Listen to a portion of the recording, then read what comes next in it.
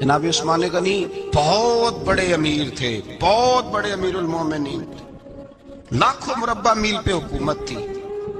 چند سو آدمیوں نے آ کے گھیر لیا عثمان غنی کے گھر کو، اور کربلا میں تو 3 دن پانی بند رہا ہے، حضرت عثمان غنی پہ 40 دن پانی بند رہا ہے، 40 دن۔ اور حضرت امام حسین کے خیموں کے گرد تو پہرا دینے کے لیے جناب عباس تھے۔ اور میں تاریخ کے سارے معتبر حوالے عرض کر سکتا ہوں کہ جب حضرت عثمان غنی کو خطرہ ہوا تو مولا علی شیر خدا نے امام حسن اور حسین کو تلواریں پکڑائیں اور فرمایا دروازے کے آگے کھڑے ہو جاؤ، کوئی بدبخت تمہارے خالو عثمان غنی کے دروازے تک جانے نہ پائے۔ اور اس دروازے سے پھر گیا بھی کوئی نہیں، اس لیے کہ وہاں حسنین کریمین کا پہرا تھا۔ جو گیا بے ایمان تو پیچھے سے چڑھ کر کے گیا۔ حضرت عثمان غنی لاکھوں مربع میل کا حکمران، جہاں جس کے پاس چند ووٹ ہوں وہ دندناتا پھرتا ہے، جس کے پاس 4 باڈی گارڈ ہوں اس کی بات وہ کرتا ہے تو ہوا میں۔ حضرت عثمان غنی کے پاس ہزاروں کی فوج ہے، چند 100 لوگوں نے آپ کے گھر کو گھیر لیا، شہید کرنا چاہتے ہیں۔ جناب عثمان غنی رضی اللہ تعالیٰ عنہ کے پاس حضرت علی رضی اللہ تعالیٰ عنہ، کئی اور لوگ گئے۔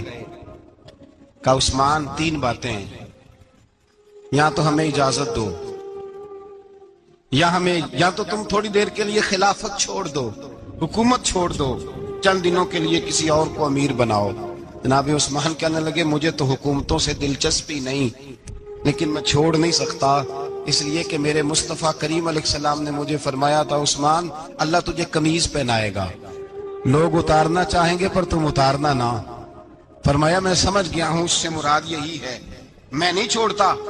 کہا عثمان پھر اس طرح کریں، ہمیں اجازت دیں، یہ چند 100 لوگ ہیں، ہماری تلواریں چند منٹ میں فیصلہ کر دیں گی۔ جناب عثمان غنی فرمانے لگے میں نبی پاک کا شہر اپنی وجہ سے خون میں رنگ دوں، میری وجہ سے؟ نبی پاک علیہ السلام نے فرمایا تھا ایک مینڈا ہوگا، بکرا، جس کی وجہ سے میرے مدینے کی گلیوں میں خون بہے گا، میں وہ بکرا نہیں بننا چاہتا۔ فرمایا میں نہیں چاہتا میری وجہ سے خون بہے اور حضور کے مدینے میں بدامنی ہو۔ عثمان کی جان جاتی ہے تو جائے، پر نبی پاک کے مدینے میں شور نہیں ہونا چاہیے۔ اے پائے نظر ہوش میں آ، یہ کوہ نبی ہے، آنکھوں سے بھی چلنا یہاں بے ادبی ہے۔ تو کہا عثمان پھر اس طرح کرو، کچھ دنوں کے لیے مکے چلے جاؤ۔ میری بات کی سمجھ آ رہی؟ کچھ دنوں کے لیے مکے چلے جاؤ۔ تو جناب عثمان نے داڑھی پکڑ لی، کہنے لگے دیکھ رہے ہو ساری سفید ہو گئی ہے، میں نبی پاک کا شہر چھوڑ کے نہیں جانا چاہتا، میں رسول اللہ کے مدینے میں مرنا چاہتا ہوں، میں نہیں چھوڑوں گا حضور کا شہر۔ یہ انداز ہے جناب عثمان غنی۔ بڑا ستایا گیا حضرت عثمان غنی کو، پراپوگنڈے کیے گئے، آپ کے خلاف مہم چلی، عبداللہ ابن سبا نے بڑی مہم جوئی کی آپ کے خلاف، یہودیوں نے مسلمانوں کا روپ دھار کر بڑا آپ کو ستایا، تکلیفیں دی، جی آپ اپنے رشتہ داروں کو بڑا دیتے ہیں، فرمایا کرتے تھے جیب سے دیتا ہوں، مال خزانہ سے نہیں دیتا۔ حضرت عثمان غنی رضی اللہ تعالیٰ عنہ کو بڑا ستایا گیا۔ یہ وہ واحد ہستی ہے حضرت عثمان غنی، انہوں نے شہادت قبول کر لی لیکن تلوار نہیں چلنے دی، لوگوں کو ایک دوسرے کے گلے نہیں کاٹنے دی، وہ شخصیت ہے حضرت عثمان غنی کی، لیکن بڑا ستایا گیا، بڑا پراپوگنڈا۔ مجھے بتائیے اس کے بارے میں اللہ قرآن کی آیتیں نازل کر دے، اور جس کے بارے میں مصطفیٰ کریم ایک بار نہیں 3 بار جنت کی بشارت عطا کر دے، کوئی بندہ ہمیں تاریخ بتائے، حوالے دے، کہانیاں سنائے، تو ہم اس کی کہانیاں دیکھیں گے یا نبی پاک کا فرمان دیکھیں گے؟ بولیں، جا کے بولیں، جا کے کسی کہانی پر کبھی بھی کان۔ بس ایک حدیث میں نے بڑی دفعہ سنائی ہے، پھر سناتا ہوں، ترمذی میں ہے، نبی پاک جنازگاہ تک گئے جنازہ پڑھنے، یا رسول اللہ فلاں آدمی انتقال کر گیا، جنازگاہ تک تشریف لے گئے جنازہ پڑھانے، لیکن جنازگاہ تک پہنچ کر محبوب نے فرمایا اس کا جنازہ نہیں پڑھانا۔ یا رسول اللہ کیوں؟ فرمایا اس لیے کہ یہ عثمان غنی سے بغض رکھتا تھا۔ نبی پاک سید عالم صلی اللہ تعالی علیہ وآلہ وسلم نے خود اپنی زبان مبارکہ سے ترمذی شریف میں حدیث موجود ہے کہ نبی پاک صلی اللہ علیہ وسلم احد پر گئے تو احد کانپنے لگا، تو حضور نے فرمایا احد ٹھہر جا، تیرے اوپر ایک نبی، ایک صدیق اور 2 شہید موجود ہیں۔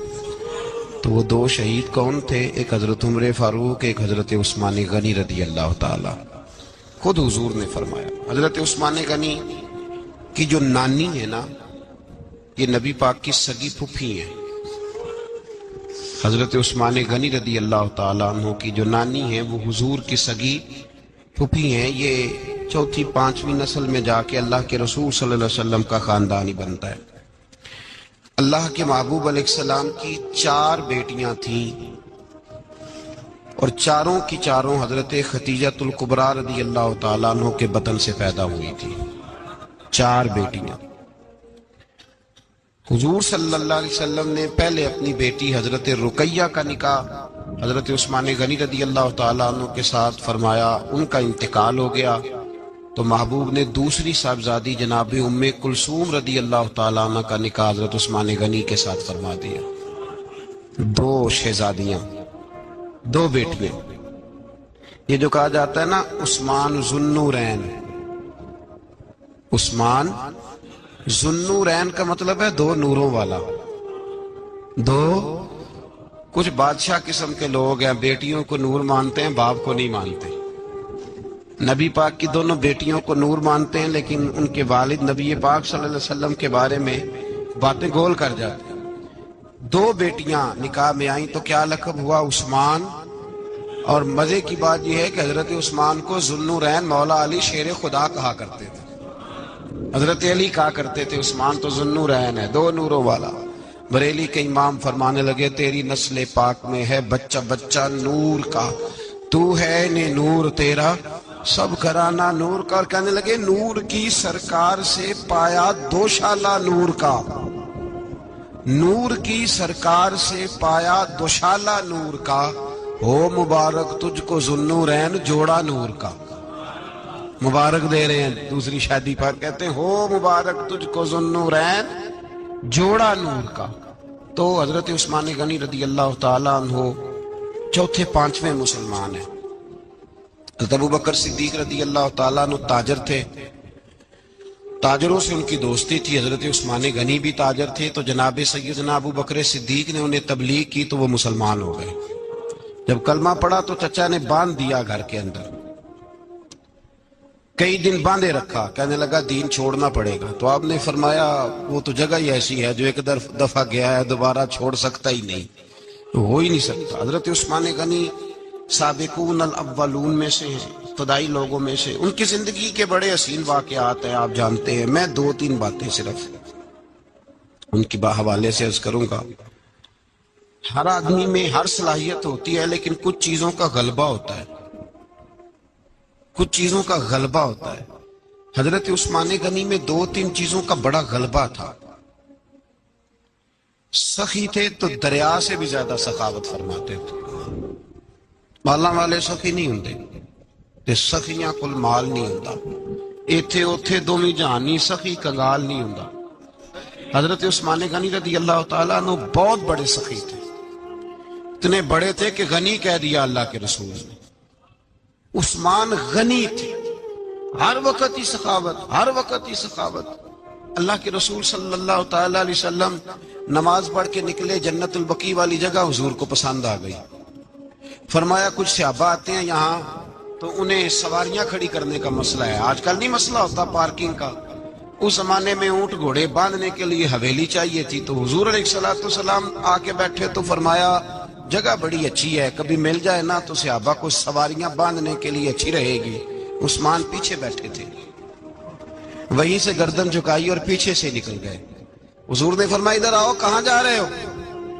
کہا یا رسول اللہ جو جگہ آپ نے کہی ہے میں دیکھنے جا رہا ہوں۔ تو حضرت عثمان غنی دیکھنے گئے، جب واپس پلٹے تو میرے کریم نے فرمایا عثمان دیکھ آئے ہو، دیکھ آئے ہو، دیکھ آئے ہو۔ عرض کی محبوبہ دیکھنی کیا آتی، تجھے پسند آئی تھی، میں خرید آیا ہوں، خرید آیا ہوں۔ دیکھنا آنا جانا یہ تو وہاں ہوتا ہے جہاں سودے بازی ہو، رنگے چمن پسند نہ پھولوں کی بو پسند، ہم کو ہے وہ پسند جسے آئے تو پسند۔ بات ختم ہو گئی، آپ کو پسند آئی تھی میں نے خرید لی۔ میرے رسول پاک صلی اللہ علیہ وسلم کے ساتھ پتہ نہیں لوگ کہاں بیٹھ کے دین پڑھتے ہیں، اختلاف ثابت کرتے ہیں۔ جو جگہ مصطفیٰ کو پسند آئی عثمان نے خریدی، اس جگہ پہ سیدہ فاطمہ الزہرا کا مزار بنا ہوا ہے۔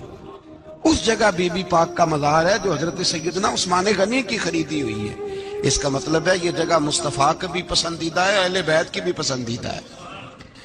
हजरत उस्मान गनी का मिजाज है, हुजूर ऐलान कर रहे थे, इसका मतलब है चंदे का ऐलान करना भी नबी पाक की सुन्नत है, इसलिए हम भी कभी कभी ये सुन्नत अदा कर लेते हैं। चंदे का हुजूर ने ऐलान किया, जैशे उसरा के लिए बहुत बड़ा लश्कर जाना था, फरमाया उठो भाई हिस्सा डालो। हजरत उस्मान ने दाएं बाएं देखा, कितने बहुत ज्यादा सिपाहियों के लिए बहुत ज्यादा सामान चाहिए, कहत का जमाना है। जनाब उस्मान उठे का या रसूलल्लाह 100 फौजियों का खर्चा, उनका घोड़ा भी दूंगा, घोड़े पर रखने के लिए या रसूलल्लाह सल्लल्लाहु अलैहि वसल्लम जो कजाबा होता है, काठी होती है, वो भी मेरी, फौजी की वर्दी भी मेरी, और जब तक वापस आएगा तब तक सारा खाने का खर्चा भी मेरा। नबी पाक सल्लल्लाहु अलैहि वसल्लम मुस्कुराए, फरमाया उस्मान अल्लाह तुझसे राजी हो। थोड़ी देर के बाद फरमाया फिर उठो भाई। दाएं बाएं देखा, कोई उठा ही नहीं। हजरत उस्मान फिर खड़े हो गए, कहा हुजूर 100 मेरा और शामिल कर ले। नबी पाक ने फिर ऐलान किया। हजरत उस्मान कहते हैं मेरे ना दिल को कुछ होता था, फिर उठे, कहा हुजूर मेरा तीसरा 100 भी शामिल कर ले।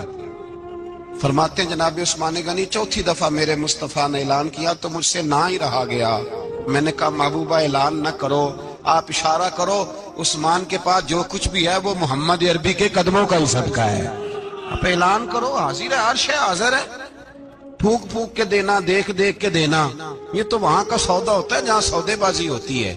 लेकिन यहाँ तो या रसूल अल्लाह जब तक बिके न थे कोई पूछता न था, ये तो तूने खरीद कर हमें अनमोल कर दिया।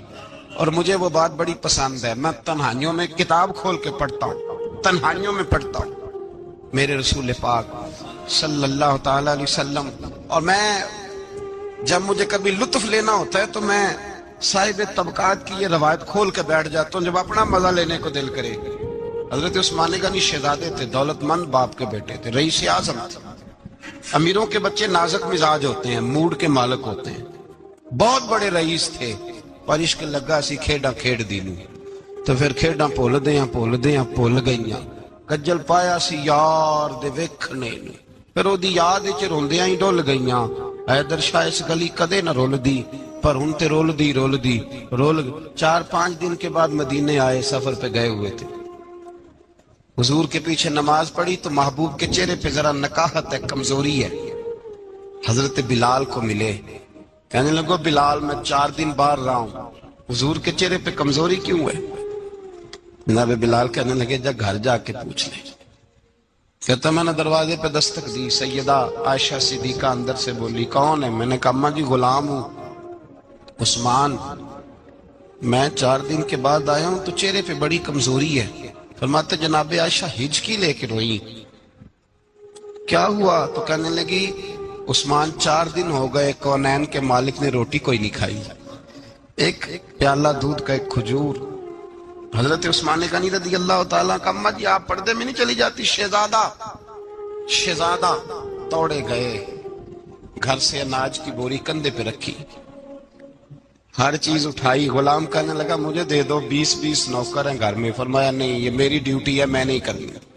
उस्मान खुद गए, रसूल पाक के घर में झाड़ू दिया, चूल्हे में आग जलाई। हजरत आयशा कहती है मैं पर्दे के पीछे से देख रही थी, जब उस्मान फूंके मारते थे तो दाढ़ी से धुआं निकलता था। पर उस्मान जिसने पानी का प्याला भी खुद ने पिया था, उसने सालन पकाया, फिर रोटियां पकाई तो हाथ जले, खाना पका के और दस्तरखान लगा के मस्जिद में हाजिर हुए। कहा महबूबा अगर मेहरबानी करें तो घर नहीं आते? हुजूर तशरीफ लाए और जब पहला लुकमा तन तंदूर हड्डां दा बालन ते असी हावां नाल तपाया, कप कप मुखियां पेड़े कीते, उत्तों इश्क पलेथन लाया, तन दी हांडी मन दा सालन, उत्तों लून सबर दा पाया। गुलाम फरीदा मैं सारी तेरी, तेनू अजे यकीन नहीं आया? का महबूब यहाँ बैठे तो सही, यहाँ बैठे तो सही। हुजूर तशरीफ फरमा हुए और पहला लुकमा जब नबी पाक ने मुंह में रखा तो उस्मान तड़प के रोए। 600 दिनार नीचे रखे, یا رسول اللہ میں نے دولت کو آگ تو نہیں لگانی اگر تیرے کام نہ آئے. حضور کس کام کی یہ جائیدادیں، کس کام کی؟ اگر آپ کے گھر میں 4 دن کھانا نہ پکے. حضرت عائشہ صدیقہ فرماتی ہیں عثمان تو چلے گئے، یہ کہہ کے تو میرے مصطفیٰ نے پھر ہاتھ اٹھائے اور ایسی دعا دی کہ میں تڑپ اٹھی، میں رونے لگی. حضور نے جھولی اٹھا کے کہا اے اللہ میں عثمان سے راضی ہوں، تو بھی میرے عثمان سے راضی ہو جا. اے اللہ میں راضی ہوں، تو بھی راضی ہو جا. اور بھائی یہ درد، یہ ذوق، یہ مزاج، یہ انداز، یہ حضرت عثمان غنی کو اللہ نے عطا فرمایا. آپ آج لوگ اعتراض کرتے ہم پہ، کہتے ہیں تم پہلے مدینے بعد میں مکے، زیادہ دن مدینے تھوڑے دن. یہ کیا انداز ہے تمہارا؟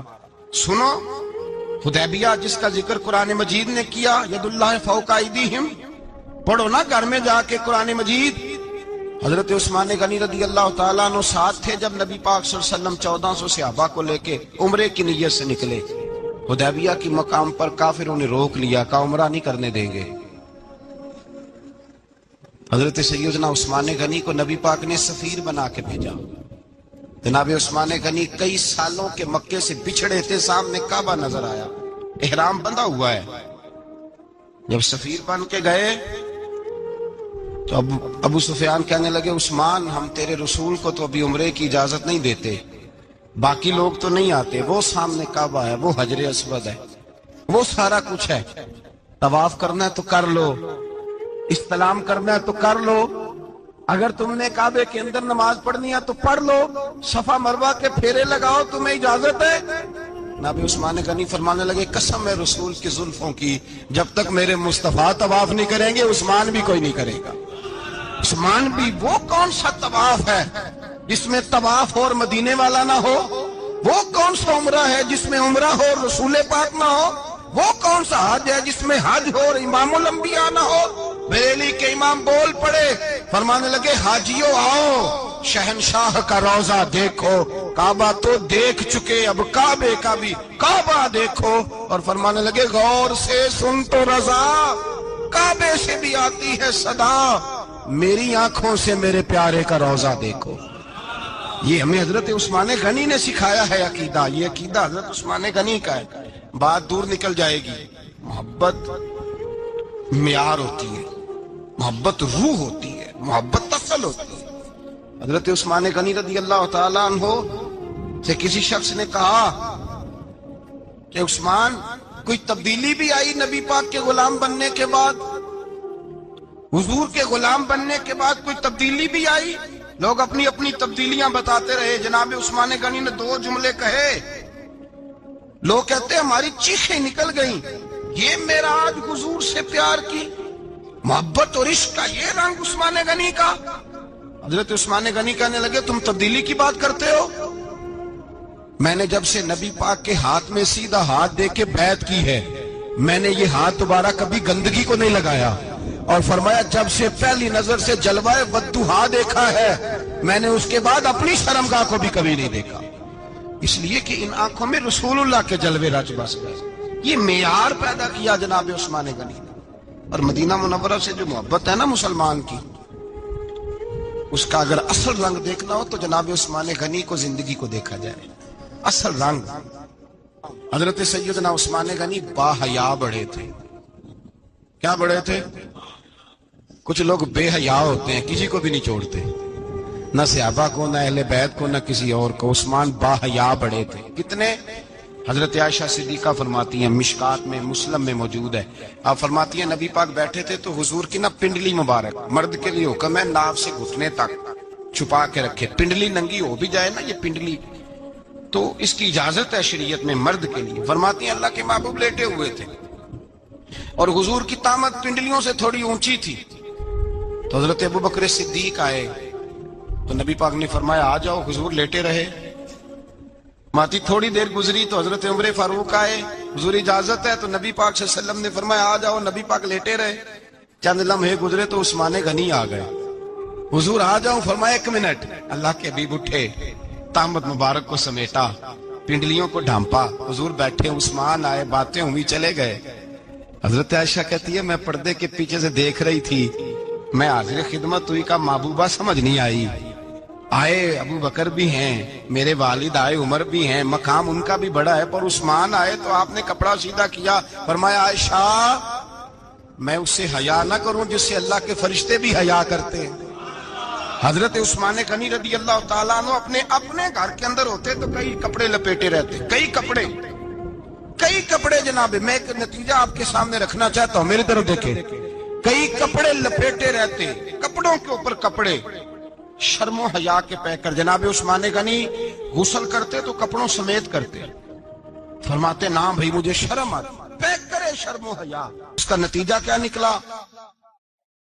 حضرت رقیہ رضی اللہ تعالیٰ عنہ کے ساتھ جناب عثمان غنی کا جب نکاح ہوا تو ابھی پردے کی آیتیں نہیں آئی تھی، شرم و حیا کے پیکر تھے، ابھی پردے کا حکم نہیں آیا تھا۔ صحابہ بے دریغ آتے جاتے تھے ایک دوسرے کے گھروں میں۔ اللہ کے محبوب علیہ السلام نے گوشت پکایا تو فرمایا حضرت اسامہ بن زید کو جاؤ عثمان کو بھی دے آؤ۔ جناب اسامہ بن زید فرماتے ہیں میں نے گوشت پکڑا، سالن پکڑا اور ان کے گھر پہنچا، جامع ترمذی میں موجود ہے۔ فرماتے ہیں میں جب اندر داخل ہوا مصطفیٰ کی شہزادی کو دیکھا اور پھر عثمان غنی کو دیکھا۔ فرماتے ہیں جنہیں میں نے دیکھا ایسا جوڑا میں نے کبھی نہیں دیکھا تھا۔ میں بس ہلکا سا مسکرا کے پلٹ آیا، نہ انہوں نے کچھ پوچھا نہ میں نے کچھ بتایا۔ فرماتے ہیں جب میں مسجد میں داخل ہوا نا، پہلا قدم ہی رکھا تو مصطفیٰ کریم نے فرمایا اسامہ دے آئے ہو سالن؟ میں نے کہا یا رسول اللہ دے آیا ہوں۔ فرمایا ایسا سونا جوڑا پہلے کبھی دیکھا ہے؟ دیکھا ہے کبھی؟ میں نے کہا نہیں حضور میں نے نہیں دیکھا۔ تو میرے مصطفیٰ کریم یہ لفظ ترمذی کے نہیں، یہ شاہ ولی اللہ صاحب نے ازالۃ الخفا میں لکھیں، میرے محبوب پاک علیہ السلام نے فرمایا عثمان کی شکل ایک تو جد الانبیاء ابراہیم خلیل اللہ سے ملتی ہے، اور دوسرا فرمایا اگر کسی نے میرے جلوے دیکھنے ہو تو وہ بھی عثمان کے چہرے میں نظر آئیں گے۔ او نوجوانوں پیغام دے رہا ہوں، رزلٹ نکال رہا ہوں، بے حیائی بے شرمی کی گفتگو والے کے چہرے پہ حسن نہیں آتا، تو حیادار بنتا جا، رب تعالیٰ تجھے حسن و جمال عطا فرماتا جائے گا۔ جتنا حیا تیرے اندر ہوگا اتنا نور تیرے مکھڑے پہ ہوگا، جتنی شرم میں تو لپٹا ہوا ہوگا اتنی اللہ تجھے تازگی عطا کرے گا۔ میرے الصاف فرمایا کرتے جو گند بولتا ہے اس کے چہرے کا حسن سب سے پہلے چھن جاتا ہے، اور فرمایا جو بری باتیں سوچتا ہے جس کی سوچ بری ہوتی ہے سب سے پہلے اس کے چہرے کا حسن بگڑتا ہے۔ اگر چاہتا ہے تازہ رہے، ٹھنڈا رہے، نورانی رہے، تو پھر حضرت عثمان نے تجھے بتایا ہے کہ شرم والا بن کے رہ، اللہ سب سے زیادہ حسن تجھے ہی عطا فرما دے گا۔ زیادہ بولنے والا، زیادہ باتیں کرنے والا، جو منہ میں آیا کہہ گیا، اس آدمی کی نورانیت چلی جاتی ہے۔ اگر لوگ وہ کریموں سے نہیں آتا، اور نائی کے پاس بیٹھ کے چہرے پہ روز نیا ڈیزائن نئی لکیر بنوانے سے حسن نہیں آتا، حسن شرم و حیا سے آتا ہے۔ یہ جو ہم عارضی حسن خرید کے لاتے ہیں نا 4 پیسے کا، یہ ماند نہیں پڑتا، یہ تباہ کرتا ہے، اور یہ تباہ ہو جاتا ہے۔ کچھ لوگ ایسے ہوتے ہیں، کچھ لوگ جن کے پاس بیٹھنے کو اتنا دل نہیں کرتا جتنا ان کا چہرہ دیکھنے کو دل کرتا ہے۔ ان کے پاس بیٹھنے کو بعضوں کا دل کرتا ہے کہ بس نہ ذرا، اور طبیعت آج میں ہو کے آیا ہوں، عرس تھا حاجی صادق صاحب رحمۃ اللہ علیہ، میں نے ان بزرگوں کو دیکھا ہے، ہم نے نظر بھر کے آنکھوں میں آنکھیں ڈال کے تو بڑا کم دیکھا ہے، ہم چوری دیکھا کرتے تھے، چوری میں ویکھاں تے میرا یار نہ ویکھے، تے جے میں نام ویکھاں تے ہو ویکھے، ہم لوگ چوری دیکھا کرتے تھے۔ میں نے اپنے حضرت صاحب کو بھی شاید ہی کبھی آنکھوں میں آنکھیں ڈال کے دیکھا ہو، تبھی دیکھا ہے جب وہ کسی اور کو دیکھ رہے ہوتے تھے۔ بھائی ان لوگوں کے اندر کا حسن شرم و حیا معصومیت بن کے ان کے چہروں پہ نکھر آتا تھا۔ حضرت عثمان غنی کی شرم و حیا نورانیت بن کے ان کے چہرے پہ آ گئی تھی۔ جناب عثمان غنی پیکر شرم و حیا تھے۔ ایک بات کر دوں اور ختم کروں، حضرت عثمان فرمایا کرتے تھے مجھے 3 باتیں بڑی پسند ہیں۔ کتنی؟ سارے بولے ہو؟ کتنی جی؟ کون کون سی؟ فرمایا کرتے تھے بھوکے کو روٹی کھلانا، ننگے کو کپڑا پہنانا، اور تیسرا میرا دل کرتا ہے مجھے اور کوئی کام نہ ہو، قرآن پاک میرے سامنے رہے اور میں سارا دن تلاوت ہی کرتا رہوں۔ 3 باتیں پسند تھی، بھوکے کو کھانا کھلانا، ننگے کو کپڑا پہنانا، اور یعنی روٹیاں بانٹتے رہتے تھے، سوٹ بانٹتے رہتے تھے، یہ مزاج تھا۔ فرماتے تھے میری پسند ہے، اور تیسرا میرا دل کرتا ہے کہ قرآن مجید پڑھا رہے اور میں وہ کنویں کی بات بڑی معروف ہے، میں نے بس اشارہ کرنا ہے۔ نبی پاک نے بھی اعلان کیا تو بڑا ہی اعلان کر دیا، فرمایا وہ میٹھے پانی کا کنواں ہے، قبضہ یہودی کا ہے، جو بندہ خرید کر وقف کرے گا نا اسے کیا ملے گا؟ تو حضور نے فرمایا میری جیب میں جنت کی ٹکٹ ہے، میں اسے جنت دے دینی۔ یہ ہے عرض جنت، یہ طیبہ کی زمین ہے، جنت بھی یہی، مال کے جنت بھی یہی ہے، جنت لے لے مجھ سے، لے لے۔ حضرت عثمان غنی گئے، اس کو کہا بھائی کنواں میرے ہاتھ بیچ دے۔ کنویں کی قیمت تھی 500-700 دینار، تو حضرت عثمان 500-600 دینار کل کنویں کی قیمت تھی۔ جناب عثمان غنی گئے، یہودی کو پتا تھا کہ یہ خریدنا چاہتے ہیں، فرمایا یار یہ کنواں بیچ دو۔ کہنے لگا نہیں بیچنا۔ فرمایا قیمت منہ مانگی، کہنے لگا قیمت میری مرضی کی۔ کہا تمہاری مرضی کی، اپنی اپنی اوقات ہوتی ہے نا قیمت لگانے کی، تمہاری مرضی کی۔ کہنے لگا میری شرط ہے میں ایک دن کے لیے کنواں دوں گا، ایک دن میں ایک دن آپ۔ فرمایا یہ بھی منظور ہے۔ کتنے پیسے؟ اس نے کہا میں 3000 دینار لوں گا، 500-600 کا ہے۔ حضرت عثمان غنی فرمانے لگے تو نے اپنی اوقات کے مطابق 3000 مانگا ہے، میں 40,000 لے کے آیا تھا، اپنی اوقات کے مطابق مانگا، 40,000 دینار میری جیب میں۔ یہودی کہنے لگا عثمان تو تاجر ہے، اور عام تاجر نہیں، عالمی سطح کا تاجر ہے، لوگ تیری تجارت کی مثالیں عرب میں دیتے ہیں، پر 500-600 کا کنواں 40,000۔ فرمانے لگے مسئلہ کنویں کا نہیں، مسئلہ مصطفیٰ کے فرمان کا ہے، وہ جو حضور کا فرمان پورا کرنا ہے نا اس کے لیے 40,000 تھوڑے ہیں، میرے پاس تھے ہی اتنے جو لے کے آیا ہوں۔ حضرت عثمان نے پیسے چکائے، اس نے کہا ایک دن پانی ملے گا، فرمایا منظور ہے۔ وہ ایک دن بیچا کرتا تھا پانی، حضرت عثمان نے اعلان کر دیا جو میرا دن ہے نا فری پیو۔ ملا رومی رحمت اللہ علیہ فرماتے ہیں کنویں سے سادہ پانی نکل جائے تو تازہ آ جاتا ہے، اور اگر پانی کنویں کے اندر رہے سارا ختم نہ ہو تو باسی ہو جاتا ہے۔ اس لیے فرمایا کرتے تھے میں اس کنویں سے پانی پیتا ہوں جس پہ رش زیادہ ہوتا ہے، اس لیے کہ وہاں سے پانی ختم ہوتا ہے تو تازہ آتا رہتا ہے۔ فرماتے تو اللہ کے رستے میں سارا خرچ کر دے، اللہ تازے عطا کر دے گا اور پہلے سے زیادہ عطا کر دے گا۔ میرا آپ کا مسئلہ یہ ہے کہ تجارت بندوں کے ساتھ ہے، بندوں کے ساتھ جو تجارت ہے نا بندے کنجوسی کر جاتے ہیں، بندے کا تو صحیح کام چل جائے تو پارٹنر کو فارغ کر دیتا ہے، یہ تو فارغ ہے، اور اگر کبھی کسی کی دکان میں کوئی کرایہ دار اچھا اس کی دکان چل جائے تو مالک کہتا ہے تو جا اب دکان میں نے خود کھول لی ہے، وہ فارغ کر دیتا ہے۔ بندوں کا تو مزاج ہے۔ اور اللہ تبارک و تعالیٰ سے جب تجارت ہوتی ہے نا، میں نے ایسے لوگ دیکھے ہیں جن کے گھروں میں لاکھوں روپیہ ماہانہ آتا ہے، غربت نہیں جاتی۔ ان کو سوچنا چاہیے کہ کثرت والا پیسہ آیا ہے پر برکت والا نہیں آیا۔ حضرت عثمان غنی رضی اللہ تعالیٰ عنہ فرماتے ہیں کہ میں نے پہلے بھی میں بڑا تاجر تھا، لیکن جب سے مصطفیٰ کے نام پر خرچ کرنا شروع کیا، پھر کہاں کہاں سے آیا کب، اور بڑی سیانی بات فرماتے ہیں۔ آپ فرماتے ہیں میں کلمہ پڑھنے سے پہلے تجارت کو وقت زیادہ دیتا تھا، اور مسلمان ہونے کے بعد میں نے تجارت کو ٹائم تھوڑا دیا، پر اللہ نے روزی مجھے زیادہ عطا فرمائی۔ اس لیے برکت پر ہماری توجہ نہیں رہی، غیبی خزانوں پر خیال ہم نے چھوڑ دیا ہے۔ غیبی خزانوں سے جو چیز ملتی ہے وہ زیادہ ملتی ہے، جو مادی ذرائع سے ملتی ہے وہ چیز کم ہوتی ہے۔ حضرت عثمان غنی پر الزام لگا جب آپ کا دور حکومت تھا، یہ یاد رکھیں کہ سب سے زیادہ الزامات حضرت عثمان غنی پہ لگائے گئے۔ جن بندوں کے قد کاٹ زیادہ ہوتے ہیں ان کے خلاف پراپوگنڈے بھی لمبے چوڑے ہی ہوتے ہیں۔ بڑی بڑی بات یاد رکھنا، کہا گیا کہ حضرت عثمان لوگوں کو نوازتے بڑا ہے، بڑا دیتے ہیں حضرت عثمان غنی۔ تو حضرت عثمان غنی فرمایا کرتے تھے حکمران تو میں آج بنا ہوں تو میں تو پہلے بھی بڑا دیتا تھا، وہ کس خزانے سے دیتا تھا؟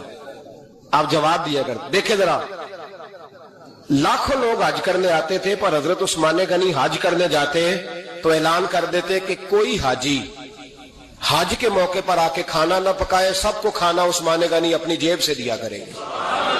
مینا میں لنگر کھانا ہوتا تھا حضرت عثمان غنی کا، مینا میں فرماتے تھے کھاؤ حاجیو جتنا کھا سکتے ہو، اور پھر حضرت عثمان غنی کا اعلان تھا، خدام کو کہتے تھے میں آخر میں کھاؤں گا، پہلے میرے سارے آنے والے حاجیوں کو کھلایا جائے۔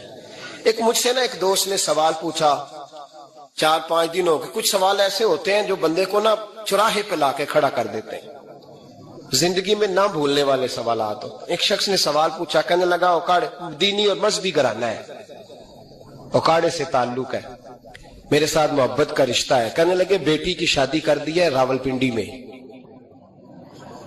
آپ کی بھی بیٹیاں ہیں, میری بھی بیٹی ہے. بیٹی کی شادی کر دی ہے راولپنڈی میں, اب بچی چند دن رہنے آئی ہے. پوچھنا یہ ہے کہ نماز پوری پڑے گی کہ قصر پڑے گی؟ تو میرا تو اس نے کام کر دیا, حد ہو گئی, رو رو کے برا حال. میں نے کہا یار تو بند کر دے فون, رات کو بتاؤں گا. کیا پوچھ لیا یار تو نے؟ بیٹی مسافر نہیں ہوتی, بیٹی تو مہرانی ہوتی ہے باپ کے گھر کی. تو بیٹی مطلب کیسے بتاؤں کہ دل کرتا ہے کہ بیٹی وہ صرف ہنسے, وہ روئے کبھی نہ. یہ دعا ہوتی ہے. تو نے اتنا بڑا سوال کیوں کیا؟ بہرحال علماء کو کچھ چیزوں کے جواب دینے پڑتے ہیں. میں نے کہا میں رات کو بتاؤں گا. رات کو پھر فون آیا کہ آپ تو بڑی جلدی جواب دینے کے عادی ہیں, تو دیر کیوں کر دی؟ تو میں نے کہا یار جواب تو میرے پاس تھا لیکن ہمت نہیں تھی ابھی. تو میں نے کہا کہ اگر تو بیٹی آئی ہے والد کے گھر میں اور ابا جی کا پروگرام ہے اسے جائیداد میں سے حصہ دینے کا, تو پھر تو بیٹی نماز پوری پڑے گی. لیکن اگر ابا جی نے علیحدہ کر کے انگوٹھا لگوانا ہے تو پھر بیٹی مسافر ہے. اگر ابا جی نے اس کو علیحدہ کر کے انگوٹھا لگوانا ہے نا کہ دے دے بھائیوں کو, خیر ہے تیری شادی پہ خرچہ کر دیا ہے. اگر ابا جی کے دل میں, میں نے کہا یہ ابے سے فتویٰ پوچھ لو, اگر ابا جی کے دل میں چور ہے نا کہ بیٹی کو دینا کچھ نہیں, تو پھر بیٹی نے نماز قصر پڑھنی ہے. اس لیے کہ پھر وہ وہاں حصے دار. اس کی دلیل حضرت عثمان غنی رضی اللہ تعالیٰ عنہ حج کے لیے تشریف لے گئے, تو لوگوں نے حضرت عثمان غنی سے کہا کہ نبی پاک بھی قصر نماز پڑھتے تھے, حضرت عمر بھی حج کے موقع پر قصر پڑھتے, حضرت ابو بکر بھی, آپ کیوں پوری پڑھتے؟ فرمایا ان کا مکے میں گھر کوئی نہیں تھا, میرے تو پورے کے پورے باغ ہیں, تو میں یہاں مسافر نہیں ہوں, میں یہاں مقیم ہوں. تو اگر تو بیٹی کا حصہ بھی ہے ابا جی کے گھر میں تو پھر وہ نماز پوری پڑے گی. لیکن اگر ابا جی نے اللہ تعالیٰ خیر فرمائے بیٹوں کے حق میں فیصلہ سنا دیا ہے اور انہوں نے بیٹی سے کہہ دیا ہے کہ چھوڑ, جو بیٹیاں حصہ لیتی ہیں ان کے بھائی نہیں ملتے تو نہ ملے بھائی, کوئی حرج نہیں. ضروری ہے ظالم بھائیوں سے رابطہ رکھنا جو کھا جائے بہنوں کا حصہ. والد ظالم ہے, ظالم ہے باپ, بیٹے کو حصہ دیتا ہے بیٹی کو نہیں دیتا. اور یہ 1.5 مربے والے جاگیردار کی بات نہیں کر رہا جس کا 4 مرلے کا مکان ہے, اس کی بیٹی کا بھی حصہ بنتا ہے. کیوں کھاتے ہو بیٹیوں کا حصہ؟ ڈر نہیں آتا اللہ تعالیٰ سے؟ کیوں کھاتے ہیں لوگ بیٹیوں کا حصہ؟ جب اللہ رسول نے رکھا ہے تو کیوں کھا جاتے ہیں؟ اور پھر کہتے ہیں جناب بڑا پیار ہے بیٹی سے, رونے دھونے کے لیے پیار ہے. تو یاد رکھیں حضرت عثمان غنی رضی اللہ تعالیٰ عنہ کا لنگر چلتا تھا. تو میرے بھائی ایک اور بہت بڑی خوبی حضرت عثمان غنی کی, تیسری, وہ یہ تھی کہ آپ میں اللہ نے بہت زیادہ حیا رکھی تھی. آج نا اگر آپ ناراض نہ ہو تو ہماری حکومتوں میں جو بدتمیز زیادہ ہوتا ہے اس کا عہدہ زیادہ ہوتا ہے, اس کو اچھا عہدہ ملتا ہے جو بدتمیزی زیادہ کرتا ہے. اور ہمارے ہاں نوجوان سمجھتے ہیں کہ کھل کے پھرنا, کھل کے کھانا, مرضی کا لباس پہننا. ہمارے ایک بزرگ فرمایا کرتے تھے جب سے پیسے لوگوں کے پاس زیادہ آئے ہیں لباس چھوٹے ہو گئے, پیسہ زیادہ آ گیا, کپڑے جسموں پہ سکڑ گئے.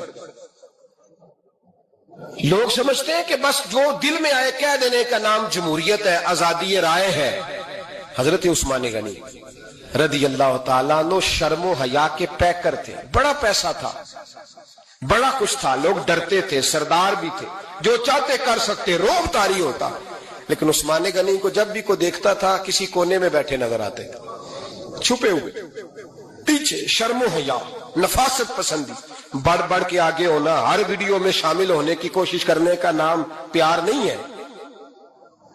نفاست پسند جو لوگ ہوتے ہیں وہ اکثر چھپے ہوئے ہوتے ہیں, ان کا پتہ ہی نہیں ہوتا لوگوں کو کہ پیچھے دراصل ہے کون. دیکھیے نا بڑی معروف حدیث ہے صحیح مسلم میں, نبی پاک صلی اللہ علیہ وسلم آرام فرما رہے تھے, حضور نے تامت مبارک باندھی ہوئی تھی, لیٹے ہوئے تھے سرکار. تو جب آدمی لیٹتے تھے نا, ہمارے بزرگ بھی جب لیٹتے ہیں تو تامت کو سمیٹا کرتے تھے تو گھٹنوں تک آ جاتی تھی, دیکھا نا آپ نے, گھٹنوں تک تامت آ جاتی جب لیٹتے. تو سرکار بھی لیٹے تھے, پردے کی ابھی آیتیں نہیں آئی تھی, دروازے پہ دستک ہوئی, حضرت عائشہ صدیقہ عرض کرنے لگی یا رسول اللہ میرے ابا جان جناب ابو بکر صدیق آئے. حضور نے فرمایا بلا لو. حضرت عائشہ کہتی ہیں وہ آ کے بیٹھ گئے, حضور لیٹے رہے. پھر دستک ہوئی, اب کون ہے؟ کہا سیدنا فاروق اعظم. کہا عائشہ آپ ساتھ والے حجرے میں چلی جاؤ. اماں جی وہاں چلی گئی.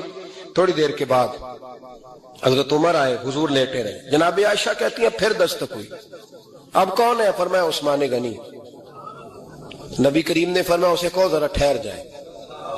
حضرت عثمان ٹھہرے تو حضور اٹھ کے بیٹھے, تہمت مبارک کو ٹھیک کیا, پھر اپنے کرتے مبارک کو سیدھا کیا, پھر دستار کو سیدھا کیا, فرمایا اب بلاؤ عثمان غنی کو. حالانکہ جاہو جلال حضرت عمر کا زیادہ ہے, حالانکہ وقار مقام حضرت صدیق اکبر کا زیادہ ہے, اب بلاؤ عثمان غنی کو. حضرت عثمان غنی رضی اللہ تعالیٰ عنہ آئے, بیٹھے, بات چیت ہوئی, تینوں چلے گئے. حضرت عائشہ صدیقہ کہتی ہے میرے ذہن میں سوال رہ گیا, میں نے عرض کی یا رسول اللہ صلی اللہ تعالیٰ علیہ وسلم, وہ دو لوگ آئے, آپ بیٹھے رہے, عثمان آئے تو آپ نے اہتمام کیا. کیا لفظ ہے, اور لفظوں میں تاثیر ہے, اور جملے دو کہے نبی پاک نے, لیکن کتنا بڑا ان کا مرتبہ بیان کیا. فرمایا عائشہ میں اس شخص سے حیا نہ کروں جس سے اللہ کے فرشتے بھی حیا کرتے ہیں, میں اس سے حیا نہ کروں جس سے اللہ کے فرشتے بھی حیا کرتے ہیں. حضرت عثمان غنی فرمایا کرتے تھے میں نے جب سے حضور کا چہرہ دیکھا ہے دوبارہ پلٹ کے اپنی شرمگاہ بھی کبھی نہیں دیکھی. گویا میں نے اپنی آنکھوں کا وضو نہیں توڑا جب سے حضور کا. فرماتے جب سے یہ ہاتھ نبی پاک کو بیعت کے لیے دیا ہے پھر گندگی میں نہیں جانے دیا میں نے سیدھا ہاتھ. حضرت عثمان غنی فرمایا کرتے تھے میں اپنے گھر کے اندر اپنے غسل خانے میں چار دیواری کے اندر بھی کپڑوں سمیت غسل کرتا ہوں, مجھے حیات یہ غسل خانے میں بھی کپڑے. اور سنو ایک اور بڑی بات اہم, آپ فرمایا کرتے تھے میری جو محرم عورتیں ہیں نا, محرم پھپھی خالہ, میری جو محرم عورتیں ہیں, فرمایا کرتے تھے میں نے کبھی ان کے بھی چہرے آنکھ بھر کے نہیں دیکھے, ان کے بھی چہرے کبھی میں نے آنکھ بھر کے نہیں دیکھے. جو میری محرم عورتیں ہیں پھپھی خالہ, فرماتے تو ان سے بھی جب بات کرتا ہوں تو میں چہرہ جھکا کے. ہمارے ہاں تو کزن ایک دوسرے سے سلام لیتے ہیں, لڑکیاں لڑکے کزن ایک دوسرے سے سلام لیتے ہیں. بچیاں آیا کرتی تھی تو میری کبھی کبھی مجھے بتایا جاتا تھا, میں نے ایک پابندی لگا دی, بچیاں جب مدرسے میں آتی تھی کہ جو دور سے بچی آئے اس کو جس آدمی کا نام لکھا ہو بتایا جائے وہی لینے آئے. ایک دن مجھے اطلاع دی گئی کہ آپ تھوڑی دیر آئیں. میں گھر گیا تو مجھے بتلایا گیا کہ ایک بچی ہے تو اس کو جو پہلے لینے آتا تھا وہ نہیں آیا, کوئی اور آیا. میں نے اس کے بھائی کو فون کیا کہ آپ لینے نہیں آئے. کہنے لگے یہ کزن ہے ہمارا, اس کے ساتھ بھیج دیں, آپ ہمارا ہی کزن ہے, خالہ زاد ہے. میں نے کہا یار آپ کہاں ہو؟ کہنے لگے مجھے 20-25 منٹ لگ جائیں گے. تو میں نے کہا ابھی کلاسیں بھی جاری ہیں تو آپ ہی آ جانا خود ہی. میں نے کہا سب آپ بھیج دیں, مجھے اعتبار ہے اس پہ. میں نے اس کو ایک بات کہی جو آپ کو بھی کہتا ہوں, میں نے کہا یار تمہیں اعتبار ہے تو اللہ رسول کو اعتبار کیوں نہیں؟ انہوں نے کیوں غیر محرم بنایا؟ عجیب تماشا ہے. مجھے پھپھی ذات پہ, خالہ ذات پہ, ماموں ذات پر اعتبار ہے, نبی پاک کو کیوں نہیں؟ آپ کو زیادہ پیار ہے لوگوں سے یا نبی پاک کو امت سے زیادہ پیار ہے؟ کیا مطلب تماشا ہے, کیا مزاج بنا لیا میں نے اور آپ نے؟ نبی پاک نے ایک شخص پر اعتبار نہیں کیا پر میں اس سے پردہ کرو, آپ نے اور میں نے کیسے کر لیا؟ نبی پاک نے خالہ ذات, پھپھی ذات, دیور پر, جیٹ پر, سالے پر, بہنوئی پر اعتبار نہیں کیا, پابندی لگا دی. تو نے کیسے کیا؟ تیرے دل میں زیادہ درد ہے, تو زیادہ دین کو سمجھنے لگا ہے, انسانیت زیادہ اچھل آئی ہے تیرے اندر. اعتبار کیا ہوتا؟ یاد رکھنا دنیا میں جتنے گھر تباہ ہوئے ان لوگوں کی وجہ سے نہیں ہوئے جن پر اعتبار نہیں تھا, ان کی وجہ سے ہوئے جن پر اعتبار تھا. گھر کا بیٹی لنکا ڈائے, باہر والے آ کے کبھی بھی گھر میں کوئی نقب زنی نہیں کرتے, جب بھی کرتے ہیں اعتبار والے کرتے. میرے رسول پاک علیہ الصلوۃ والسلام کی وہ ازواج جن پر اللہ کو اتنا اعتبار ہے کہ رب کہتا ہے میرے محبوب کی بیویوں تمہاری جیسی دنیا میں دوسری ہے ہی کوئی نہیں, اللہ کو اتنا اعتبار ہے.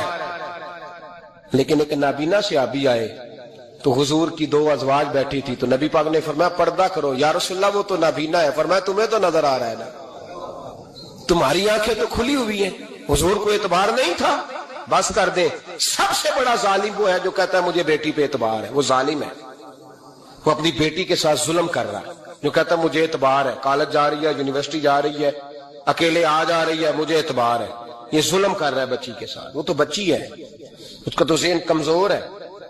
ہو سکتا ہے صاف دل ہو لیکن سامنے جو شیطان चौकों में गलियों में दाएं बाएं घूम रहे हैं, वो तो साफ दिल नहीं है ना, वो तो मासूम तबा नहीं है ना।